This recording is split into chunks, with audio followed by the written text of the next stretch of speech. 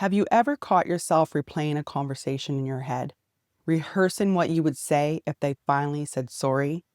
Maybe you've even imagined the moment, what their face would look like, what it would finally feel like to hear those 3 words, "I am sorry."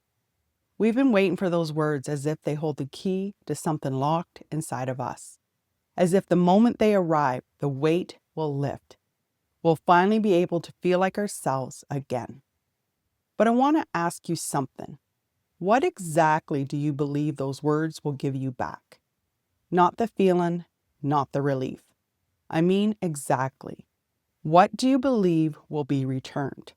Because I've sat with this long enough to know it's never really about the words. It's about what was taken. And here's the thing I wish someone had said to me sooner. Even if the apology came, it wouldn't give that back. Not because apologies don't matter, but because what was taken was never theirs to return. Today we are going to go somewhere real with this, where you sit with what it costs to keep waiting and what it actually takes to stop.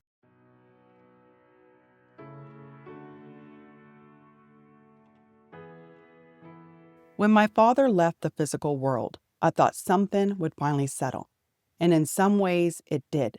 But what I didn't see coming, what I was completely unprepared for, was how long I would continue to hand him my worth, even after he was gone. Even after the physical ability of any resolution had closed. I kept waiting, not consciously, not in the way I could name at the time, but in the way you wait when waiting has become the shape of how you love someone. When the hope of being finally seen by them has been woven so deeply into who you are that you don't even notice it's still running. And here's the thing I had to face. It wasn't just the apology I was waiting for. It was something older than that. Something that had nothing to do with words. I wanted him to understand the weight of what had passed between us. I wanted him to look at it, really look at it, and not turn away. I wanted to matter enough for that kind of honesty. And when he died, I had to hold the truth that in the physical world, the door had closed. But what made it harder, what I didn't expect, was that in his final years, something in him had begun to shift, slowly and quietly. The man who was a better grandfather than father. And that taste of it, that small, tender proof that it was possible, made the loss of it something I didn't have words for. Because it is one thing to grieve what never was, it's another thing entirely to grieve what has just begun. And when he died suddenly, no warning, no goodbye, no final conversation where any of it could be said, and I was left holding something that had no category. Not just the grief of losing him, not just the grief of what was never resolved between us, but the grief of what had almost been. For the father he was, for the years I had spent oriented toward a moment that was never going to arrive the way I needed it to. That grief needed to be felt, processed, and moved through. And it was only on the other side of that, in the quiet of my own kitchen, sometime later, that I spoke to him. I told him I was sorry for the ways the pain had made it hard to love him freely. I told him I forgave him.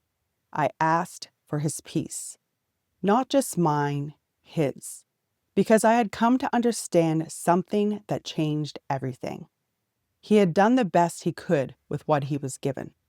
That best fell devastatingly short of what I needed. And the apology I offered him that day asked for nothing back. There was no one there to reset the dynamic, just truth, just release.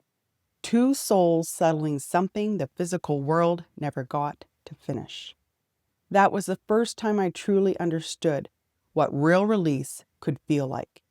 And it is a very different thing from what I want to talk about next. Because I have also been on the other side of this, receiving the apology and still feeling like I was waiting. If this resonates with you, I've created something for you, a guided return to unconditional self-love bundle. You can find the link below. I've experienced this in other relationships throughout my life. The apology that arrives easily, too easily. The right words, the perfect timing, and yet something in you doesn't move because nothing changed. The pattern resumed 3 days later, and you're standing there holding an apology that was never really about you. It was about relieving their discomfort, getting things back to normal, returning to the version of the relationship where they could feel okay about themselves. And here's where it gets complicated, because we are taught that when someone apologizes, we accept it. We move on, we let go. And if we don't, we become the problem, the one who holds grudges, the one who can't forgive. And suddenly the pain that was done to you becomes less important than how you're responding to it. That is not healing. That is compliance dressed up as resolution. But here is what I want you to sit with, because this is the part that doesn't get said enough. Even the real apology, the one that came from a genuine place, the one where they actually saw it, named it, took responsibility. Even that one couldn't give you back the version of yourself that existed before it happened.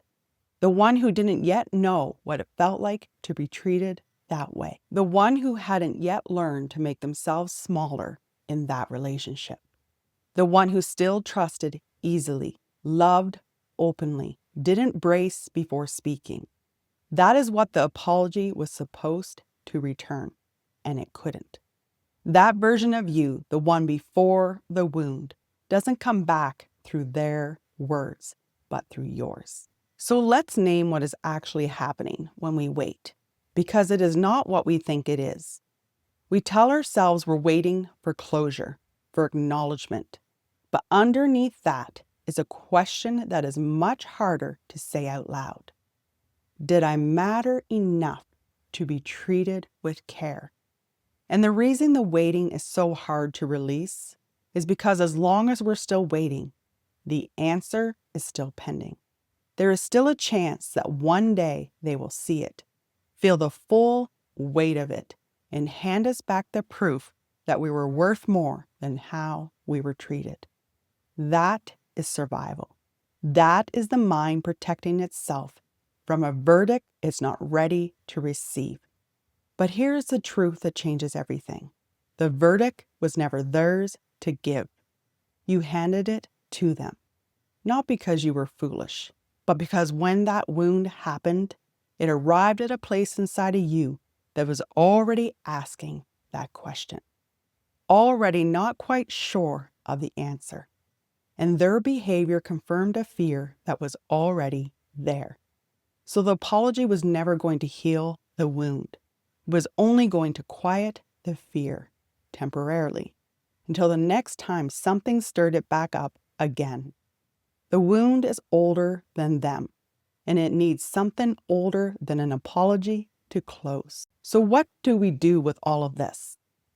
We pick up our bags and leave the station, because we have a life that is happening right now. One that has been waiting for us just as long as we have been waiting at that train. And the train may still come, or it may not. But we cannot keep standing on that platform, missing the life that is calling us forward. We let ourselves feel the weight of what we carried, the hope we held, the way we checked the schedule even when something in us already knew. And then, when you're ready, you bring the apology to yourself. For the years spent waiting, for the ways you made yourself small in that silence, for the parts of you left on that platform while your life was happening somewhere else.